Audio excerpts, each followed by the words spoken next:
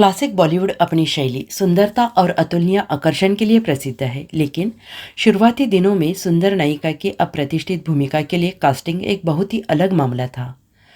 अभिनय की दुनिया को सभ्य महिलाओं के लिए वर्जित माना जाता था, इसलिए कई महिला प्रधान भूमिकाएं वास्तव में दाढ़ी रहित, सजे धजे पुरुषों की होती थी।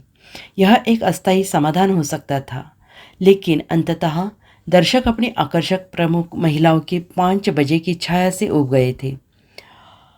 यह राहत की बात थी जब महिलाओं ने उद्योग में धीरे धीरे प्रवेश करना शुरू कर दिया था, लेकिन तब भी वे अपनी रूढ़िवादी हिंदू या मुस्लिम आबादी से नहीं थी, बल्कि एक छोटे लगभग भूले हुए समुदाय यहूदियों से थी।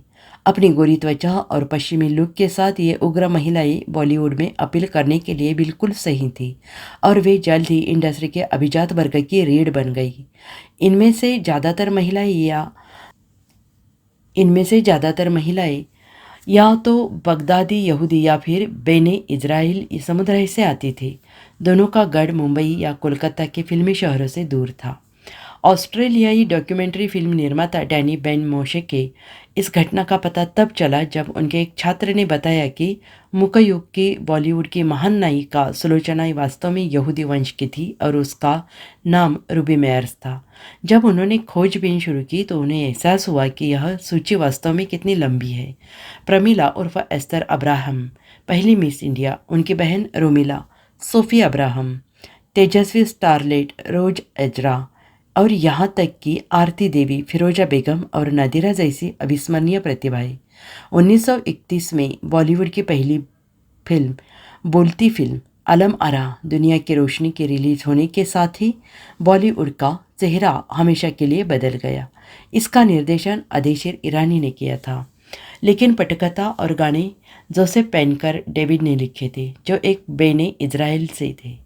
मुख्य युग से इस प्रस्थान के साथ यहूदी अभिनेत्रियों ने पाया कि उनके अंग्रेजी उच्चारण और खराब हिंदी का मतलब था कि अब उनके पास प्रमुख भूमिकाओं पर एकाधिकार नहीं था। धीरे धीरे लेकिन निश्चित रूप से नायिकाएं कम महानगरीय और भारतीय मूल्यों के लिए अधिक स्वीकार्य हो गई। महिलाओं को नारीत्व के मानदंडों में धकेल दिया गया।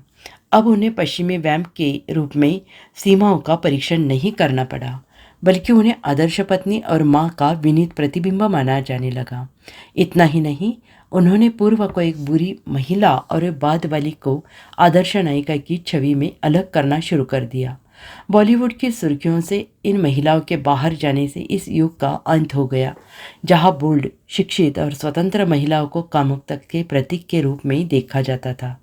आज जब हम भारतीय फिल्म उद्योग की लंबाई और चौड़ाई का निरीक्षण करते हैं तो ऐसी महिलाएं बहुत कम और दूर दूर तक नजर आती है।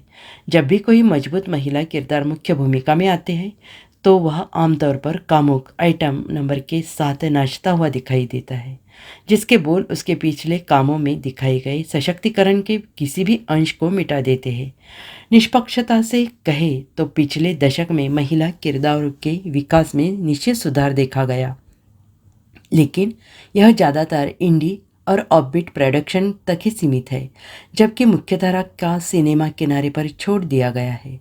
जबकि पुराने जमाने की यहूदी अभिनेत्रियां निर्विवाद रूप से सेक्स सिंबल रही, वे एक ऐसा आत्मविश्वास और अधिकार दिखाने में कामयाब रही जिसने पॉपकॉर्न जनता का सम्मान जीता। नारीत्व और शक्ति के बीच यह संतुलन कुछ ऐसा है जिसके लिए इन महिलाओं को हमेशा सम्मानित किया जाएगा, और सिनेमा की वर्जित दुनिया में प्रवेश करने की उनकी बहादुरी को कभी नहीं भुलाया जाएगा।